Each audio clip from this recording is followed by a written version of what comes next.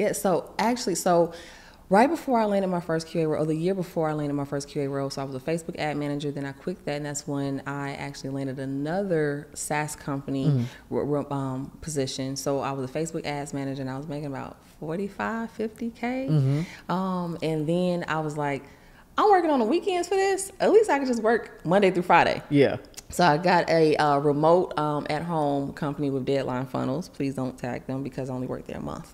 And then I got sick with COVID when I landed that job, me and my husband. That's how I actually made our pivot. So in that, starting that role, it was about 40K remote, and we got sick with COVID.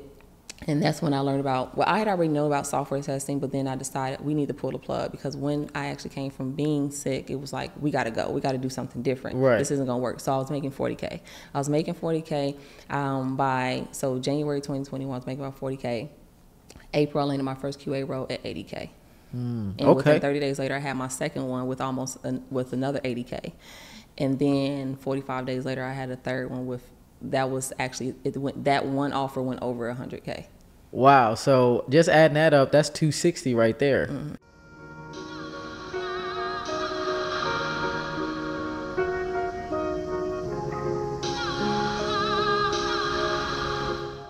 Welcome back to another episode of Day in My Tech Life. My name is Simone B, also known as Bees, and today we have a special guest. This is Jennifer Gaddis. She is a senior QA engineer and also the founder of Road to QA. Welcome on to the series. Thank you. Thank you. I'm so excited. I'm honored to be here. Thank you so much. Look, we just met each other in person last night. For the first time. I didn't even know that like y'all lived here. So I was like, okay, we recorded. Let me invite you out, because I was like, your story is super dope, and you know, everything that you all have gone through, I feel like people should definitely know about it. But first, I want to just talk about like, where are you from and what made you even want to get into tech in the first place? Oh gosh, that's a loaded question. Okay. Yeah. So my Chicago, Atlanta accent might come out just a little bit, but so I was born in Chicago, been in Atlanta since I was 12. So Chicago's still my home, but more, I guess they're gonna say I'm ATLian, so I guess so.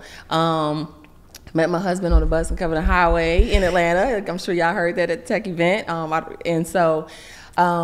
Let's see, what else? I've been my background, I actually have been somewhat in the IT space, but more so on the marketing side. Okay. So SaaS, ClickFunnels, Kartra, Facebook Ads Manager, Virtual Assistant, that was kind of my world. So it was kind of easy for me to kind of make the pivot. And then I learned about software testing from another gentleman named Greg Plasher, who had a QA program, and basically took his ebook and his classes. And also I worked with someone who specialized in QA coaching for interviews, and from there it was kind of history. So I don't know, I can dive into that some more, but no, that's great. That's great. So when so how did you make that transition from doing all of the like automations, social media marketing, all of that stuff into QA? Like you went through their program and you learned, but like, how did you actually make that transition? Right. So I went through a period right before COVID where it got to a point where I was just tired of being a Facebook ads manager. You know, I've been behind the scenes of 6 and 7 figure brands, and it got to a point where me working on someone's Facebook ads for only 40K, 50K was not enough when you see a company making millions. Yeah. And you can help them balance and scale their ads.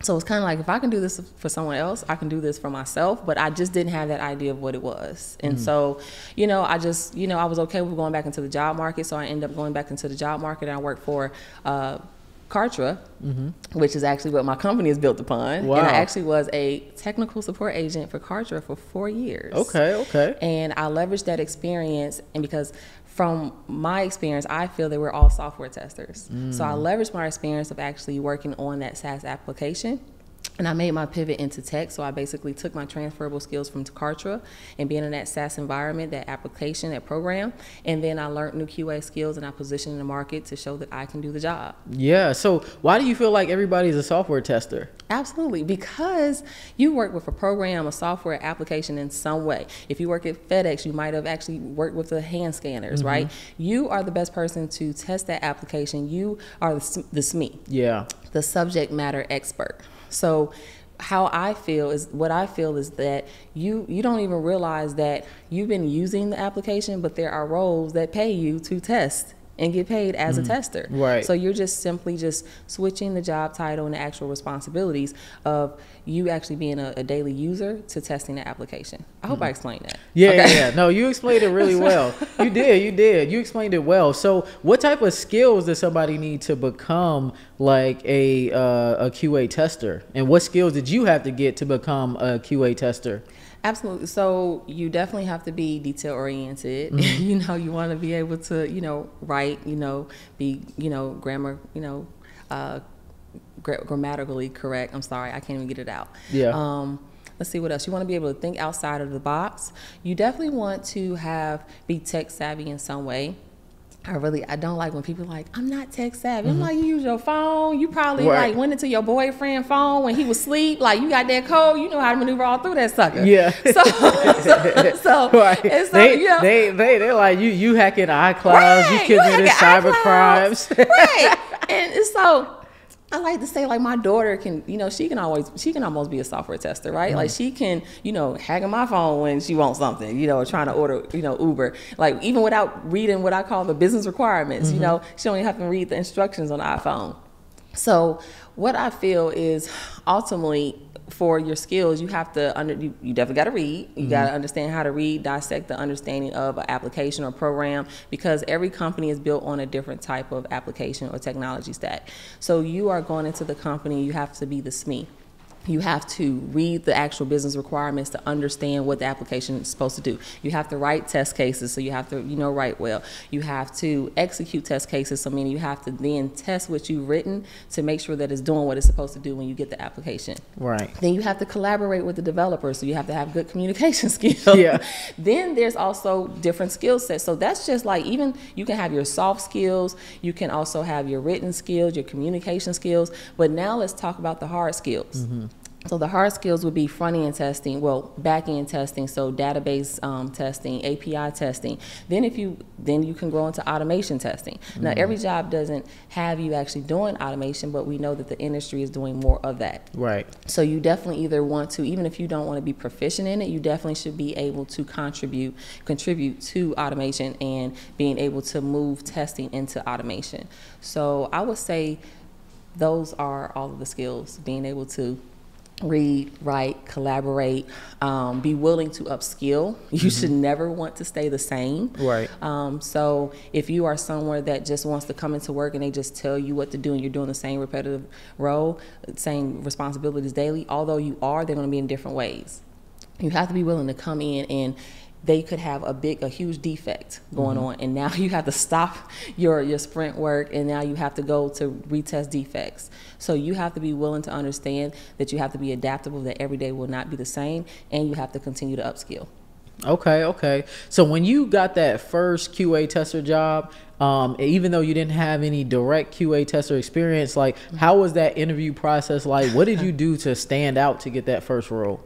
Definitely. I used the Amazon STAR method, STAR. Yeah. So I was able to speak into actual situations and scenarios, and how I did that was, again, I believe if you've been in the IT space in some way, or like help desk, technical support, customer service, you're working on an application or software in your job on a daily basis. So I was able to take the scenarios of how I use the application, and then use the terminology from QA to then place how I would actually test on a daily basis. So I was able to do that and talk, use transferable skills and experiences to let them know that I understand what it means to, actually approach testing and execute testing. Right. Yeah, I tell people all the time that, like, interviews are about the interviewer seeing you don't have to have all direct experience, but they want to understand, how do you think, how do you solve problems, right? Like, how did you solve problems in the past, even if it might not be directly correlated to what the job is. But they definitely don't want somebody who, we talked about this earlier today with other people, like, they don't want somebody who they have to hand hold through everything. Like, if you don't know how to, yeah, right. If you don't know how to do something, explain to me how you would solve this in a certain type of situation. Right. And I think one of the main things is, if you haven't had that direct experience, be honest. Yeah. But it's not what you say, it's how you say it. So in your experience, you can say, well, although that hasn't been my current experience, this is how I would approach it. Yep. This is what I see. This is how I would improve it. Yeah. This is how I would be an asset to. See, a lot of people don't sell themselves in that way to even show their perspective. They stop at, I don't do that. Period. Or I don't know. I don't know. Yeah. I don't know. If you say I don't know during the interview, you probably will not get the job. I feel like that's like the biggest no-no. Do not say I don't know. You can say I don't have direct experience with that, but from the research that I've done or from my experience, this is how I've gone through this, right? But do not just say I don't know. Or I've never used that. Right. And if you are a road to QA'er, let us know in the comments for Simone. Did I teach you that? I always say we don't say I don't know. Yeah, do not say that. It's like, for one, the job description is literally like your study guide for the interview. Exactly. So why are you coming into an interview saying I don't know when they literally told you exactly what they're going to ask you in the interview? Because they haven't studied the study guide. Yep. Yep. You have to. I think that's the biggest difference between tech and other industries that are like non-technical is that in a tech interview, you can't go in there without preparing. Right. Other industries, you can go in there without preparing. You're like, oh, I've been doing customer service, or this is another like customer type of facing role or whatever, something like that. And you can go in there and not really have to prepare. But for technical interviews, if they have different technologies, they have different, maybe different like frameworks that they use, different architecture that they use, they're going to expect you like, hey, what do you know about this framework? What do you know about this technology? They're going to expect you to say something. Yep. Because it was on the job description. So you need to give a good response. Well thought out response. Right. Then that already shows you're not detail oriented. Yep. You're not a researcher. Yep. You're not analytical. Yep. So why do we want to hire you? We don't care about the skill. You miss all the details. Yeah. So that's going to be important to your job. You can have the skill all day long, but we need, what's your approach to it? Yeah. Yeah. So soft skills are definitely really important in QA testing too. Absolutely. Okay. So when you got your first QA tester role, like how much were you making when you were a Facebook ads manager to your first QA tester role? Yeah. So actually, right before I landed my first QA role, or the year before I landed my first QA role, so I was a Facebook ad manager, then I quit that, and that's when I actually landed another SaaS company position. So I was a Facebook ads manager, and I was making about 45, 50K. And then I was like, I'm working on the weekends for this. At least I can just work Monday through Friday. Yeah. So I got a remote at-home company with deadline funnels. Please don't tag them because I only worked there a month. And then I got sick with COVID when I landed that job, me and my husband. That's how I actually made our pivot. So in that, starting that role, it was about 40K remote, and we got sick with COVID. And that's when I learned about, well, I had already known about software testing, but then I decided we need to pull the plug, because when I actually came from being sick, it was like, we got to go. We got to do something different. Right. This isn't going to work. So I was making 40K. I was making 40K so January 2021, I was making about 40K. April, I landed my first QA role at 80K. And within 30 days later, I had my second one with with another 80K. And then 45 days later, I had a third one that one offer went over 100K. Wow. So just adding that up, that's 260 right there. That's 260 right there. You know, you remind me of another one of my friends that I have. Her name is Bree, and she got into being a business analyst.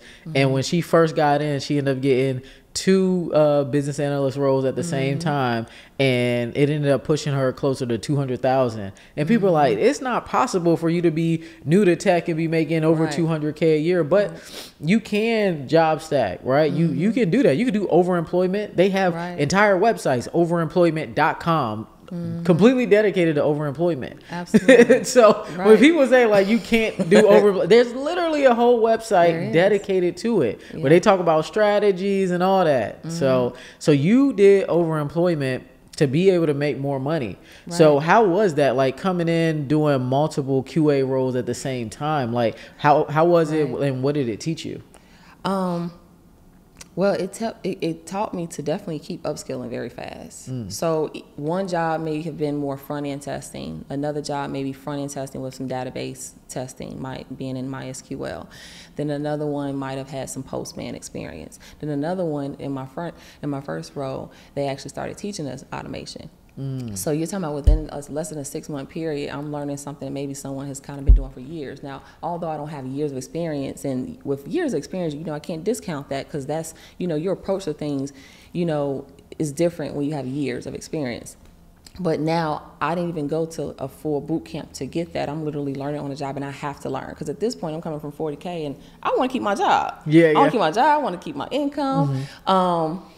My husband was also working one QA role, then another QA role. He only worked one now, but so our whole house was QA. So we was all like just learning very, very fast. So what it taught me is to definitely upskill very fast, and to, how can I say this? I do not tell people to job stack. This was my journey, to be honest. However, you want to definitely, that first one I always kept as my bread and butter. Right. My first QA role, I wouldn't let anything mess that role up, because at the end of the day, if something happened to those other two, I still had at the minimum 80 grand. Yep. And I had the skills that I'm getting from there. So, one of the things I would do, having multiple roles, is I would get up early, stay in late. Like, I was committed to getting up early, staying up late. I was getting to being there early before I started to actually be ready for my daily stand-up for each job. And, none of the daily stand-ups was at the exact same time. I don't know if I was to say this, but I had 2 different monitors. Yeah. And, so I had a whole strategy. But I mean, I did my work. Right. And in my roles, it was very much project management. Yeah. It's just really being on task. So although job stacking can sound bad, and I always want to encourage people to be on company time the right way and do right by those roles. However, I will say that, it's about you doing your job, staying on task, and making sure that you're fulfilling what needs to be fulfilled. Yeah, and I mean, with the skills that you have now, you could easily be like a 1099 consultant across or a 1099 contractor across multiple different companies, because QA testing is a very in-demand skill. Exactly. And to your point, you're right. So even when I say a job stack, it's not that I just had like 3 direct hire positions. So I actually had contract roles. One of them just ended up making me direct hire after 6 months. Yeah. But I had a 1099. I also work a corp to corp. Yep. So I've actually done all of them. Right. So yeah. So you done it all, like real fast. But I mean, I think that's great. It's a great way to learn, but it's definitely not for everybody, because everybody don't have that hustle or organization. Right. So it's great to see that you were able to come in and get that done. So you got those jobs. You're making close to $300,000 within what is it, like your first year working in QA testing? Yeah, within I was in the market for a week and landed my first QA role. That's insane. That's insane. That's insane. And that was definitely during the time where COVID was like handing out jobs. Yeah. So it was like the phone didn't stop ringing. So it was almost like, when the phone rang, I had done an interview, and actually what happened was I had my first one, and how I landed my second one was that the company stopped hiring because they had a managerial issue. Came back and ended up telling me they liked me. I never heard from them. Yeah. And then it was like, we wanted you, but we had to change some things. Well, I had already had my first QA job. Yep. But I'm not going to turn down another 80. I'm just like, it's remote. Okay, yeah. So, and that's kind of how it happened. It just, it wasn't actually intentional. Yeah, yeah. And that's what happens to a lot of people. Like, you'll be searching for jobs, and then you get multiple offers at the same time or around the same time. So that definitely does happen to people. So, like, what is a typical day-to-day like for a QA tester? Like, just typical day from like 9 to 5, I guess. Right. Kind of also going back on the skills, you are reading business requirements, you're doing your daily stand-up. If you're a part of a Scrum agile process, so you're doing your Scrum ceremonies, your retro, your sprint planning, you're part of all of these things for the development of the product. You're speaking with developers, maybe business analysts. Let's see, what else? You're reviewing business requirements, you're helping with process improvement. with workflows of testing. You're in test management tools like Jira, Zephyr, Azure DevOps, TestRail, whatever the company uses. You are, writing test cases, executing test cases. And the test cases is simply almost like a SOP of what an application should do. Yep. We can break that down later. I'm going to say it like that. But you may be writing, again, not every role actually has you do that, but you're writing, executing means I'm actually testing. So I'm actually going and I'm testing, but there are different types of testing that you can actually perform end-to-end, integration, positive and negative scenarios, all that's this QA terminology. Let's see, collaborating with developers and dealing with, anything that pops up during the day is kind of a day-to-day in a QA. I hope that was yeah, so you can do it. So you can do a lot of different things, but typically that's not all in the same day, though, right? No, it can just be unless kind it's of a crazy day. Right. I mean, I would say that you're not doing all of that, but you're typically doing your daily stand-up. So sprint planning meetings and all the different type of meetings, they may be on maybe once per week or certain times in a week. Daily stand-ups are normally daily. Some companies don't even have you actually get on a call. They may have you just put it in your chat for your daily stand-up. But on a daily basis, more so looking at, the software, testing the software, writing procedures for the software so you can test, and maybe talking with developers and your actual QA team is probably a typical day. Okay. So out of all of those different things that you can do as a QA tester, what do you feel like was the most important to help you excel as a QA tester? Right. Thinking out of the box and actually putting myself in the hands of the user. You're there to break the system. Okay. You're there to make sure that the end user, they don't actually get the defects. So when I was in my meetings, I would always try to shine in a way to give perspective of, what I know about the application, but also not to step on toes like I'm a know-it-all, right.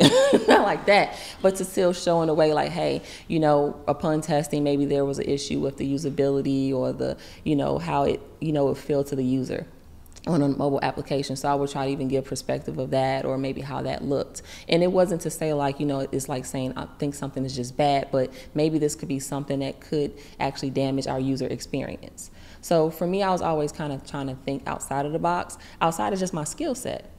I don't want to just look like, okay, I just have the skill. I really want to put myself there to show them I care about the application we're testing. I care about what we're doing. It's not just about the skill of testing. It's about actually caring about our users and why we're doing what we're doing. Okay, so yeah, I'm sure that really would help set you apart in your day-to-day with your job for sure, because if you don't really care about the users, you're not going to go and take that extra step and go the extra mile to figure out try to find defects or try to make the product better through your QA testing. Right. And I want to give credit to Shanae, recruiter cousin, because she came and also spoke to our students, and she talked about the different sectors of tech. And I think one of the biggest things, people, they just say they want to get in tech, but what sector? And what job? Right. Right. Everything is different across sectors, jobs. It's all different. Right. Because just because I test and I'm a tester doesn't mean I want to test for every industry or platform. Yep. If someone tries to come to me with a mortgage application to test that as a tester, I'm gonna be trying to go to sleep. Right. It's just not for me. Yeah. I don't speak the mortgage language. That's just not my thing. Although I want to buy a house and we want to buy a house and things of that nature, that's not the type of application. I'm more of a SaaS, more to modern. So it's also I want a job, but I also want to care about what I'm testing. So I think that's important too, that even if you want to get into being a QA engineer, you still have to realize that every application and company is going to be different. Do you even care about it? Because you're becoming the SME, the subject matter expert on the application. So you're going to be also doing a lot of reading and understanding that platform. So I believe that caring about the application in that sector or that industry is important. Or like healthcare. My husband is in healthcare. I work for Blue Cross Blue Shield. I was not enthused. Yeah. As a tester, it was, I don't want to say it was boring. It just wasn't my thing. Yeah. So it's kind of that one didn't last long. You know, but got me experience, and it also got me experience in another way. because there's different type of work test methodologies, methodologies. So you have like Agile Scrum. They was actually on a waterfall, experience, which most government agencies, they're on waterfall.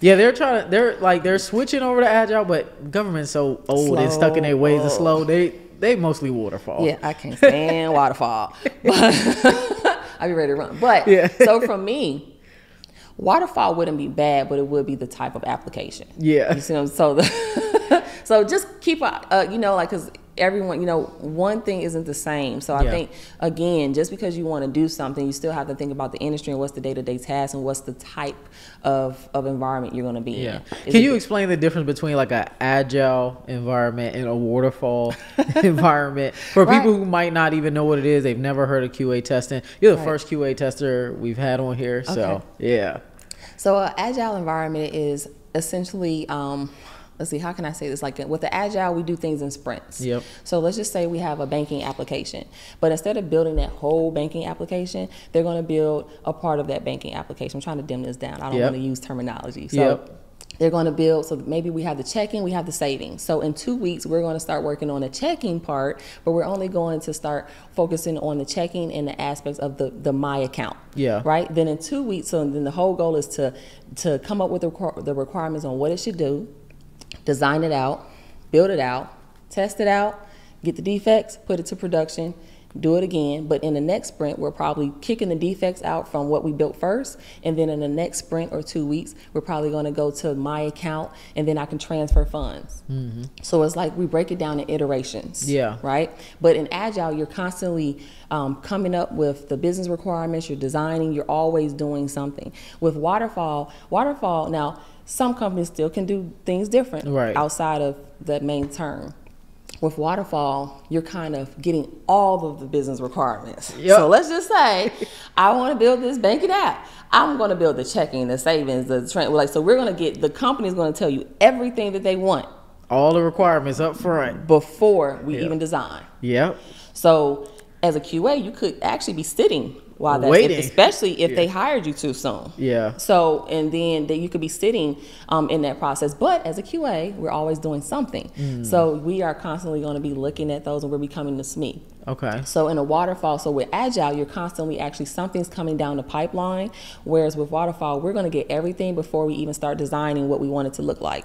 Then we're going to actually code it up on the site. Then the QA team gets it. Because with Agile, we can actually design something and we can also improve it, or that's not the word I'm looking for, but in Agile, you can actually put something out and then make improvements to it or do maintenance to it. Right? With Waterfall, they want the whole view of what that's supposed to be before we go to the next phase. And that's why the government's like that, because like they want to make sure, because these are large enterprise systems and they're like like we need to make sure everything's all good before we even start paying out for all this other stuff, because it might not work, because some of the systems, they might be new technologies never done before, and then also the government, it's just they're just stuck in their way, like we want to know it all, then we'll move to the next step. We know let me know all the requirements, we'll approve it, then we go to the next step. Like you're not just going to start just building stuff and we don't even really know if this is really what we want yet. And I've had students that have landed like a government job and it was like sitting for almost 90 days. And they kept. You need to be reading. I always tell everybody, in the government space, your first 90 days, you're going to be doing a lot of reading and sitting around waiting. So spend your time asking them, hey, where can I learn more about whatever it is you're working on, this system? Where's all of the documentation? Because you might as well just start reading. And to be able to update them and let them know what you've been doing for the week. What and it need to be different from last week. So it looks like you're showing progress while you sitting there. Right. Yeah, definitely. So since you were able to come in and do all of these different things in QA, learn front end, back end, all kinds of QA testing, and you made so much progress real quick, like how did you start helping other people with QA testing? Wow, that was by accident. So it wasn't actually a goal. Now I did want to like do it like a side hustle at first. But then it grew into a real business. So I landed my first one, my second one, and in the middle of me, after landing my second one, my husband actually became a QA tester. He landed his first one. And he's still a QA engineer today. And he works for a fully remote company that actually allows him to work from Cabo. So not all companies let you work outside of the state. And we dealt with layoffs and everything, you know, being outside of the country. So thank God, you know, that's cool. But my husband was my first student. Then my brother actually switched from help desk as a career, or I'm gonna say IT because he was a little more advanced. But he wanted to be like a software engineer, and I was like, no, I think you should do QA first. I think it'd be an easier route. Well, now he's still a QA engineer today. Also full-time direct hire still. I think he's been with his company now for right at almost 3 years. Oh, wow. So, because that was the first one he landed. And so him, then my cousin, who now I believe he still has a few jobs. Yeah. But, they became my students. So it was my husband, my cousin, my brother, then my sister-in-law, and my best friend. So you put the whole family on. Yeah, that's how you're supposed to do it. Yes. Everybody else does it that way. Right. And then I didn't even have a trainee then. I basically, you know, like family, we had to get on Zoom calls. And, you know, my husband's probably the one who was probably more the lead. He was my student, but he kind of watched me because we was at home. So I could talk to him a little bit more. But from there, I took what we did and I created what I say is my 6-step skills method. So I believe we all got skills. Yeah, I do too. So my 6-step skills method is to start with an understanding of who you are and your transferable skills, to then know and go and get the new knowledge that you need to actually make a pivot. So whatever sector that is, whether it's GovCon, whether it's QA, whether it's tech sales, so you're going to start with your transferable skills, add new skills on top. Then you're going to improve yourself and optimize yourself for the market. Then you're going to learn how to up-level yourself for the interview, load yourself in the market, and then score interviews and skill up. Yeah. So I take my students through that process, but essentially I launched a ebook and master classes with it. Like it was like an ebook for $97. Yeah. And 40 like mini trainings within 90 days, because I like launched it like October 2021 for like $97. And here I'm putting this little thing out. Well, by January 2022, I had my first student land a role from being a banker at $15 an hour to a $45 an hour contract with Blue Cross Blue Shield. Wow. And that's when my business started, for real. Wow. That's crazy. But like when it comes to helping out students, I think that a lot of people, you know, you don't really start with like, oh yeah, you know, I'm doing this to start helping people, right? It's just, hey, like, I'm going to help people because I learned this information. I see this is a field that you can get into, and it's not as hard as a lot of people make it seem, or it's not as many steps as a lot of people make it seem. So, you know, you just really start out like really just wanting to help as many people as possible. And then it just starts to snowball into more and more. So how's that been over time with just like, you know, you've been going from just helping out your family to more people like maybe asking you for help with your program? Man, you know, I just enjoyed it because at the time I actually was still in 3 QA roles. And then I finally let go like 2 and started dropping back down to 1. Yeah. Because at that point my skill set was growing, so I could demand more money from 1. Where now I'm never making under at least 100K. Yeah. So for me, it was like the student landed a role, then someone else started landing a role, but then people that were still going through the program was asking questions. So then it was like, okay, let me start a community. Let's do weekly calls.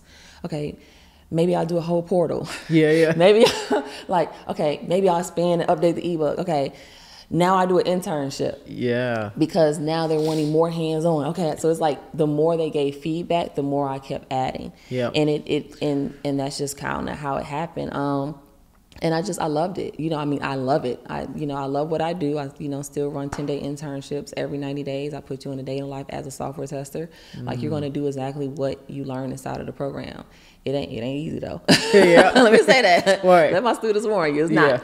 But I would say I love what I do. I think that to be at over 100 people with a self-paced program, because our mission is to be affordable in a high-cost boot camp.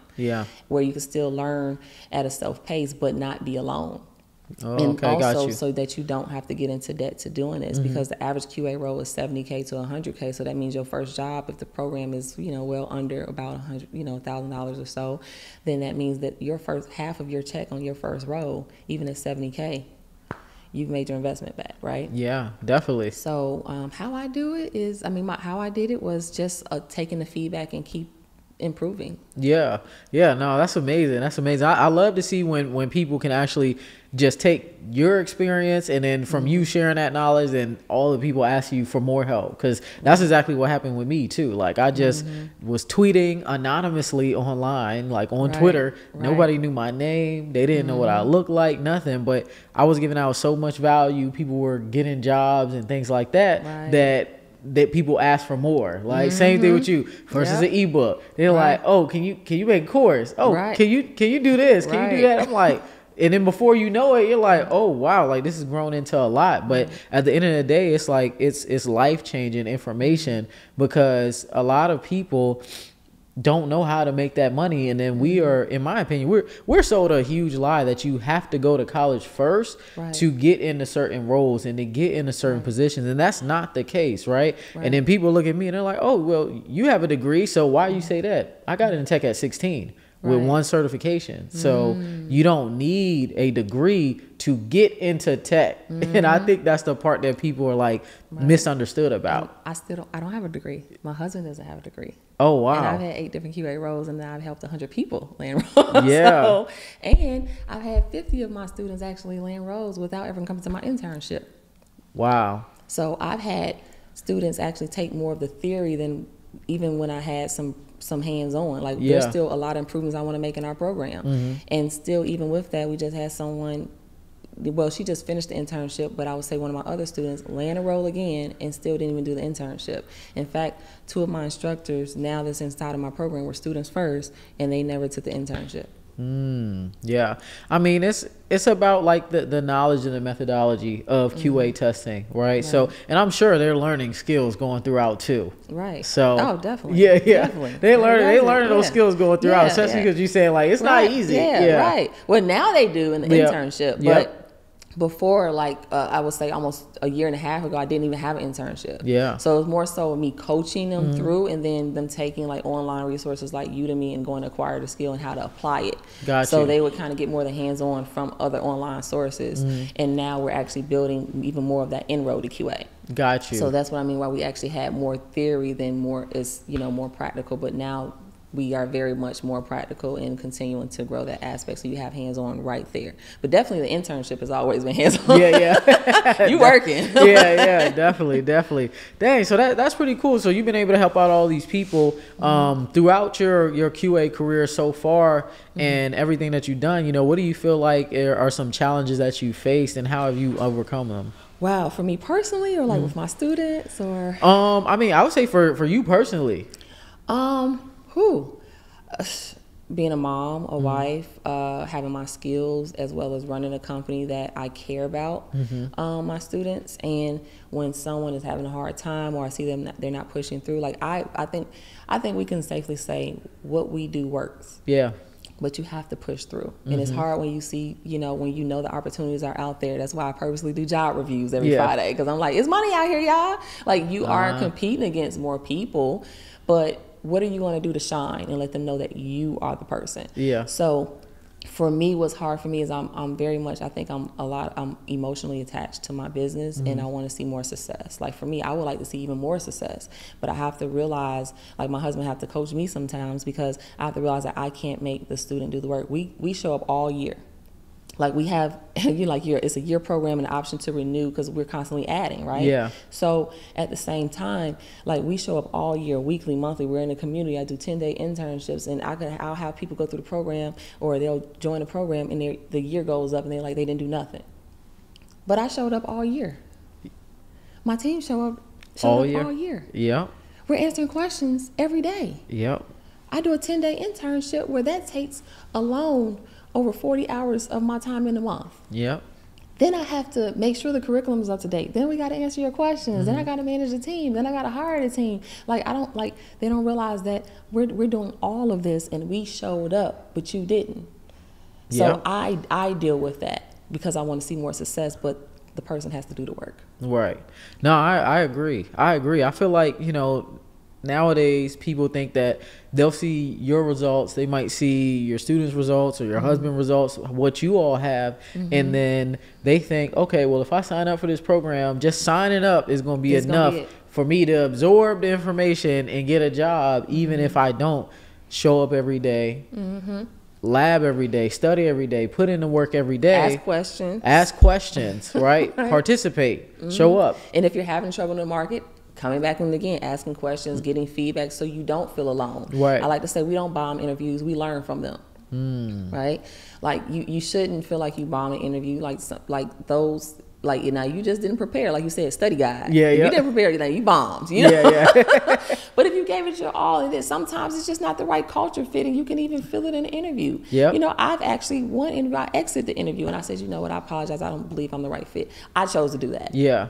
It didn't feel right. You know, I had to work with them and it just didn't feel right. So you have to choose what's best for you, but I don't feel that we should be bombing interviews. If you prepare, you learn from it, and the next one may be different. A lot of my students, they go to the first one, if they feel like they didn't do good, and then they go to the second, they're like, I studied all of this stuff now from the last interview. They didn't even ask me that. Yeah. Every interview is different. Yeah. Right. So you just kind of make your list, and if you need it, then you know how to show up better the next time. But you keep on going until you get that first yes. All you need is one. That's it. All you need is one yes. That's why I tell people, I'm like, you just need to focus on getting your foot in the door. Yeah. That's it. Right. Don't try to focus on, hey, what should I be doing? Like, some people think about career steps that they'd be taking 2, 3, 4 years down the line. Just focus on the task at hand, which is just getting your foot in the door, getting that first job, doing a good job there, so then you can go and take that network with people at your current role and then go get another position. Right. I like to say, you can land a job, or can you keep the job? Yeah. You can land a job, or can you keep the job? However, there is a line where I'm going to say, don't pound yourself if you get a role, because these are still jobs. Yeah. And it doesn't go well. If you're doing everything you can, but they really don't communicate, they're really not collaborative. You get in there and the people been there for years, and they're not, they're not, they're not, I'm not gonna say hand-holdy, because you shouldn't need your hand held. Yeah. You should, you should be a leader. However, if they're not willing to help you, you exhaust your resources, show up as much as you can, but don't pound on yourself thinking like this just doesn't work for you. Maybe the company just wasn't for you. So the best thing you can do is keep your job, do well at it, go into the market till you get another yes. If you got the first one, you can get the second one. No, that's a fact. You could definitely get another offer if you've gotten one before. Right. And people shouldn't just take whatever offers that come their way, because just like you said, right, sometimes you might not be a good culture fit, and that's okay. And culture fit, that's a whole nother conversation. And I really hate to use the term, but I know it, right. Yeah. So that's a whole nother conversation for another time. Right. But yeah, so how has working in tech changed your life and changed your family's life? Oh wow. I mean, definitely from an income perspective, if you go from a household, let's just keep it at 100K. You're talking about me and my husband both going from an average about 40 to 50K individually to always at least 100K individually, right? So I don't even want to focus on job stack. I want to just focus on getting over 100K. Yeah. Like you see the amount, you see how much rent is. You got kids. I got 2. They couldn't, like, when I'm grown now, but I got 2. When your family getting older and you want to help them. For me, it's been I was able to move to Cabo. Oh, yeah. Almost 3 years ago. So I've been there almost 3 years now. We just packed up 13 military bags, and we was able to move to Cabo. And I experienced that. A lot of people don't realize, like, I did that before it wasn't me with a business. That's me as a QA, me and my husband.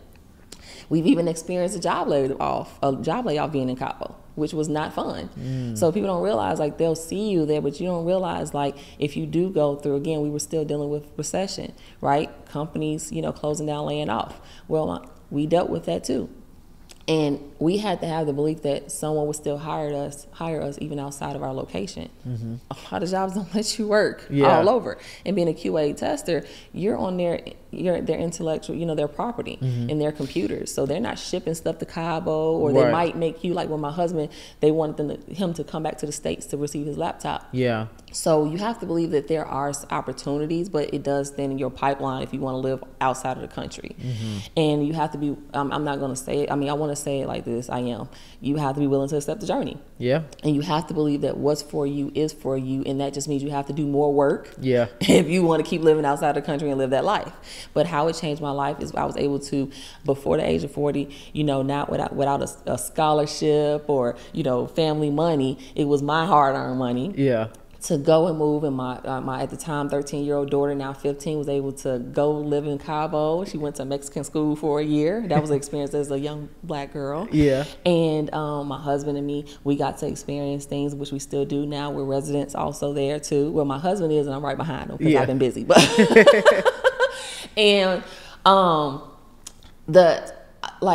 it gave me a different perspective on life, because I watched a lot of my family work and then retire and have to either go back to work, or they don't have enough, or work and they never take vacations. Yeah. So for me, it allowed me to, and that's why I want to focus on, don't focus on the job stacking and having more and more money.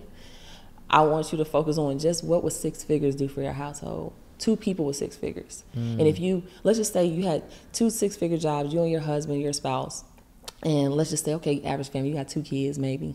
You can, you know, send them to a good school. Let's just say you got a nice car, but let's just say you okay with a paid off car, even at $100K, you know, because I still had Nissan Altima, and we had a Maxima, all our stuff. Matter of fact, the car we shipped was Maxima. Like, we didn't have to, I've been in a space where I was paycheck to paycheck and title loan, and so I didn't want debt. Right. So I think for me, what it did for me is it allowed me to live even with a career. When people are sitting here mad and trying to get out of your 9 to 5, but I sleep better knowing I can pay my bills. Yeah. Because entrepreneurship is hard. Yep. That's a whole nother, like you said, conversation. Right. like I love y'all, I love my students, but some of y'all don't realize I still have my skill. Yeah. You know, business or no business. Right. I can go work, and let's just say at a minimum, I will be okay. Because I don't need more and more and more money. Right. It's just, I want to live today. And so what it did for me is allow me to understand what it means, what life means to me. Okay. I like that. So here's a question I always ask everybody. Okay. What's one piece of advice that you can give somebody today who wants to be in your position? You are worthy. You are worthy of $20,000 more, $40,000 more, $60,000 more, $100,000 more. You are worthy to help your family. You are worthy to make a pivot, but you have to do the work, and you have to see through the journey. You're worthy. Hey, I love it. I always say that you cannot avoid the work. Right. And nowadays, everybody wants everything that comes with the work without having to do it. Right. And you can't avoid it. So I think that if you want to get into tech, if you want to be successful in general, no, you will have to put the work in. So be ready for it, and be ready to have like that work ethic and do things you don't want to do, even when stuff gets hard. Just like I said, I had to get up early and stay up late. Are you willing to do that? Just because you didn't see it doesn't mean I wasn't doing it. Yep. Just because I'm smiling on Instagram don't mean I wasn't tired last night or tired this morning. Right. So are you willing to do the work? People want what they see, but they don't see the behind the scenes or what you're actually doing to get there. Yeah, no, I love that, because I feel like with people seeing like where you are today, they might have just found you yesterday. That's why, like, whenever people try me on Twitter, I'm like, I know you're new here. Right. I know. That's my first response. I know you're new here, like, because if you've been here, you know, like. Those 92 hours a week that I was working while I was living on a mountain, like, you know, the grinding and all the hard work I had to put in just to, even when I went to school on scholarship to finish my computer science degree, like, you know, like, it was not easy. Like, so people got to understand that just because you just got here and you just now saw me on social media today does not mean that I just got all this stuff and it just came out of nowhere. Like, those hours you put in, when you're really putting in the work, you don't have no time to record it.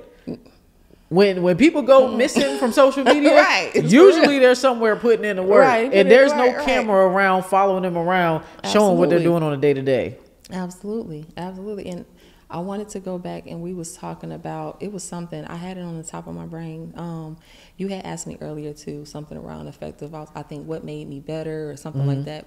And I want to say another thing that made me better was, for myself, is I had to work to become better, because a lot of people in the testing industry don't look like me. Yep.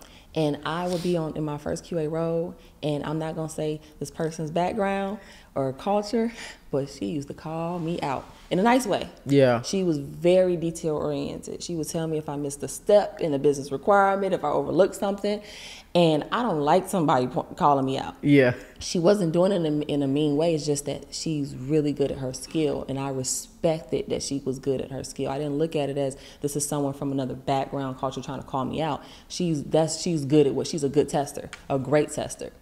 So I aim to actually be a better tester, and I would take that as I would take that to be better. And a lot of times you just think someone's criticizing you. It's not all like she's doing her job. She's doing exactly what she's supposed to do, so we don't get fired in QA. And that's what she was doing. Yeah. So I just wanted to add, like, you know, another thing that I feel that made me better along my journey, even with multiple jobs, is each job I was getting better by the people that was around me. And the people that I looked up to in their skill set. And like, she hadn't even been on a job for years either, but she was a very good tester and she enjoyed it. So to me, it was almost like I was competing against that. So I just wanted to add that, because it's like sometimes you gotta find a reason to be better. And it was like, I don't want her calling me out. That was my reason. Yeah. Nice. I like that. I like that. So this was a great interview. I love that you came over here kind of last minute, but I was like, hey, let me reach out and see. Absolutely. Yeah, but I'm so happy you did. Yes. Yeah, I'm so happy that you came over here, you and your husband. I appreciate y'all a lot. So where can the people find you at? Where can they follow you? Where can they learn more about Road to QA? Right. Well, we finally actually getting up our LinkedIn, and actually I have a private one, but our business one for LinkedIn and Instagram, we already have up. But you can follow me at I am Jennifer Gaddis on Instagram. My YouTube is, I think, Jennifer Gaddis, youtube.com Jennifer Gaddis, and then roadtoqa.com. But if you go to roadtoqa.com/free, you can watch a free training. But really, you can catch me on behind the scenes, where I'm shooting that behind the scenes content, as Simone just said. Right. Well, you see a little bit about what I do and what I talk about. Yeah. So you can find me at Instagram at I am Jennifer Gaddis. Okay, cool. Well, thank you so much for coming out, Jennifer. Appreciate you for coming out. And that wraps up this episode of Day in My Tech Life. My name is Simone B, also known as Bees. Make sure you like, comment, and subscribe. And don't forget to hit the notification bell. See you on the next one.